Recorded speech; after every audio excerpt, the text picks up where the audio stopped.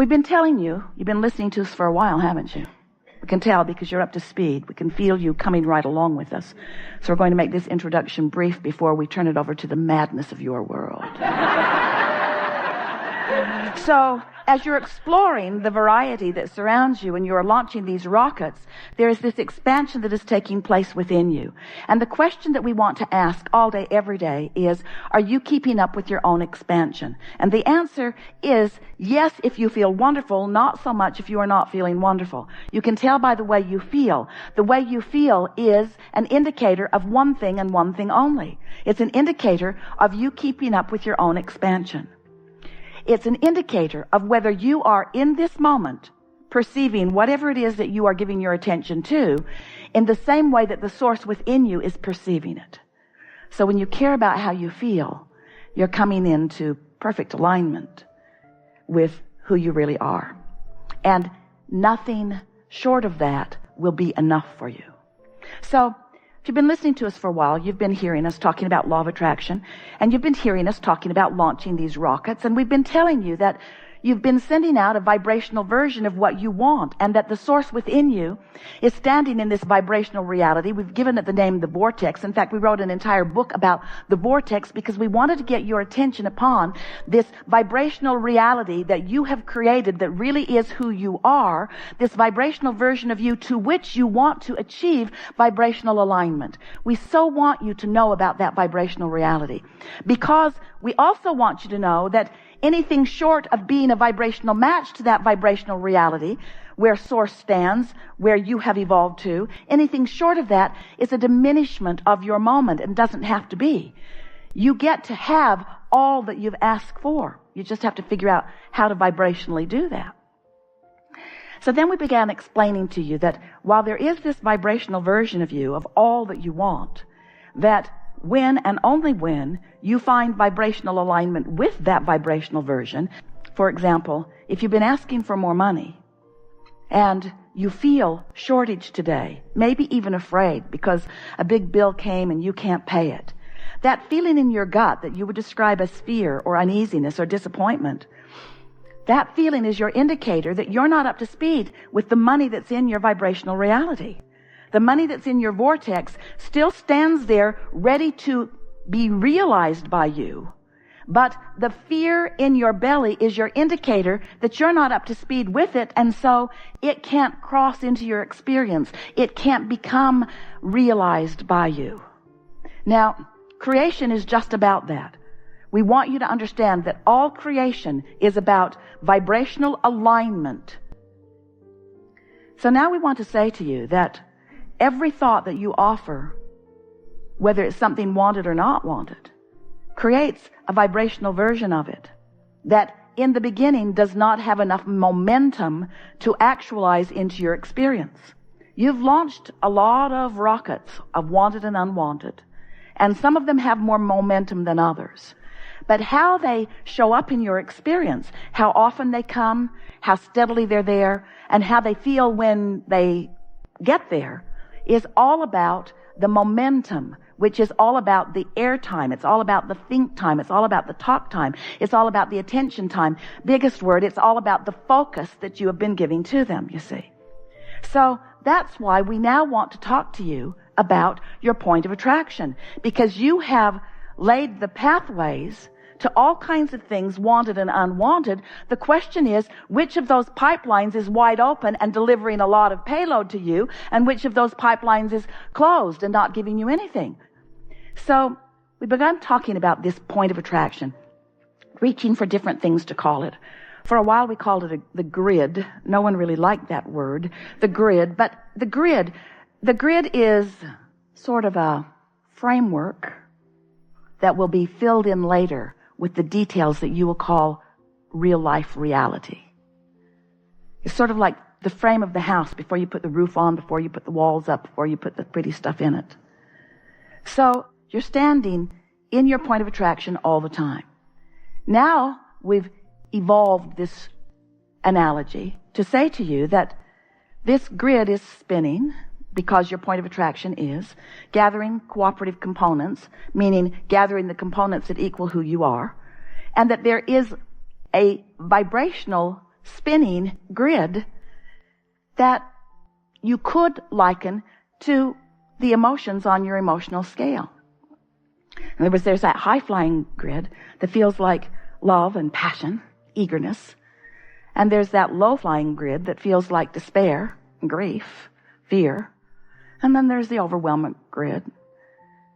It occurred to Esther the other day that it's like the seven dwarfs. There's happy and grumpy, dysfunctional, passive-aggressive. We're up to about 200 dwarfs now. But you know which grid you are. You know where you are. If ornery people seem to be everywhere you go, you just kind of got to admit that you're on the ornery disc.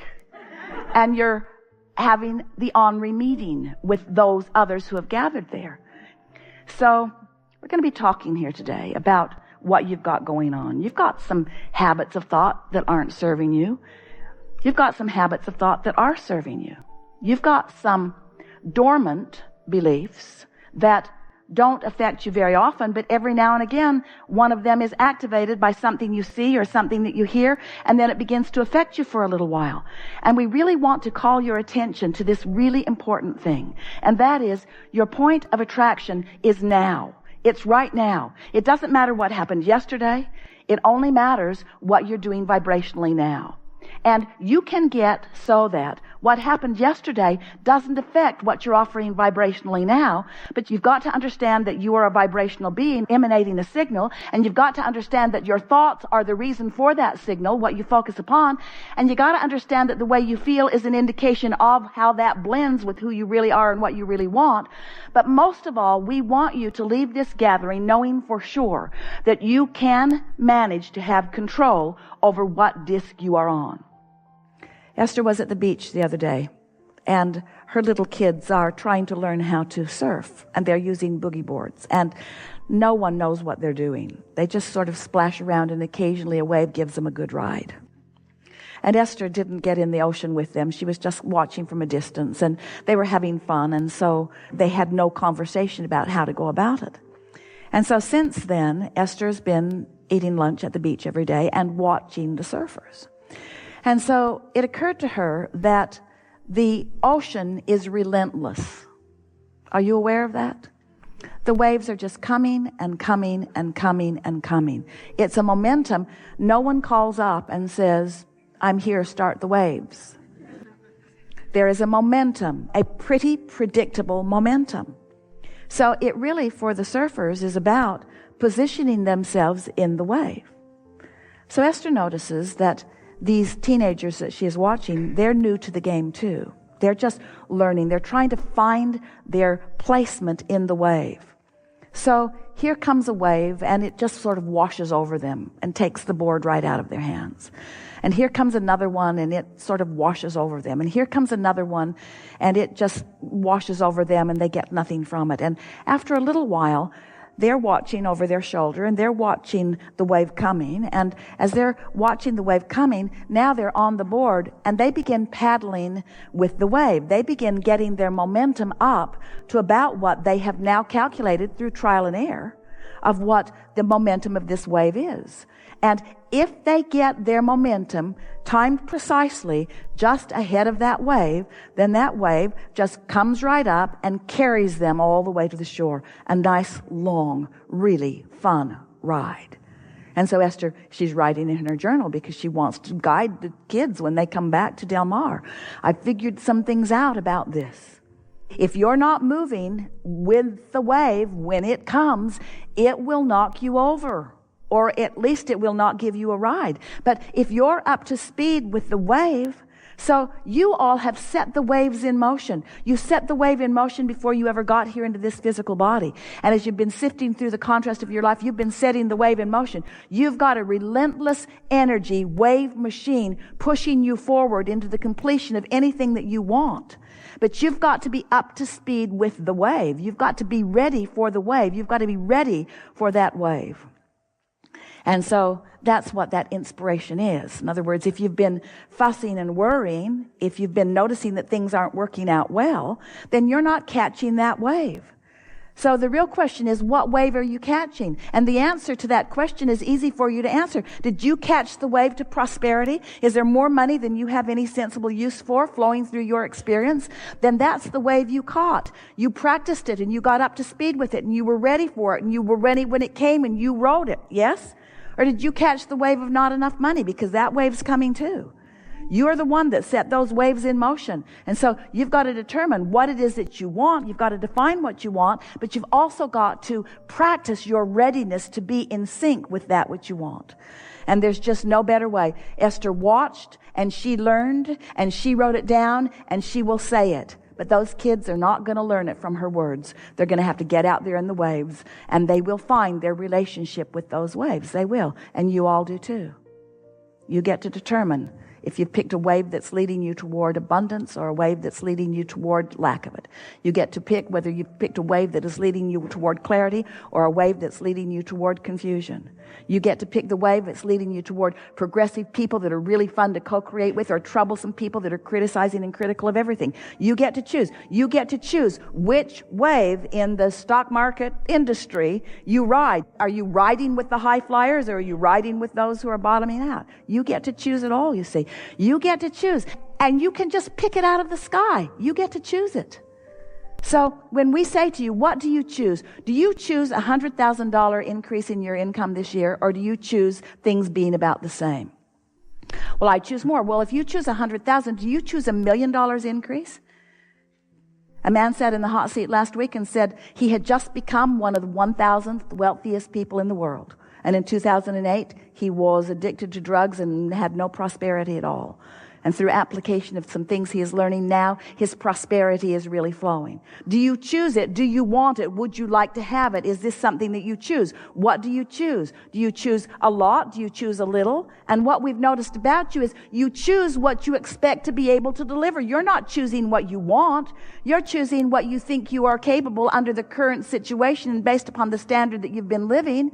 You are evaluating what you think you might allow to come to yourself by what you have already allowed. And that is not the rationale that we are wanting you to choose.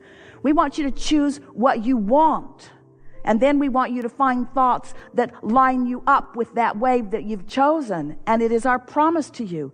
This time-space reality will deliver to you the ride that you want. A lot of people are afraid to choose. They're afraid to choose because the waves have been beating them up. I chose. It didn't work out well for me. I got beat up. I got out there. I thought I was playing in a really big game. I went over there to Hawaii. It was the pipeline. The biggest wave in the world, and all it did was break my neck. It beat me up. And we say, choose the little waves at first until you show yourself. But there are no limits. Just choose it and line up with it and receive it. That's it. That's it. Nobody is holding you apart from anything but you and your own contradictory thoughts. Helpful? Yes. We thought so. Enough? No. Did you like that? Is that something that you can work with? Can you feel your own wave? Do you understand you produce your wave through your desires?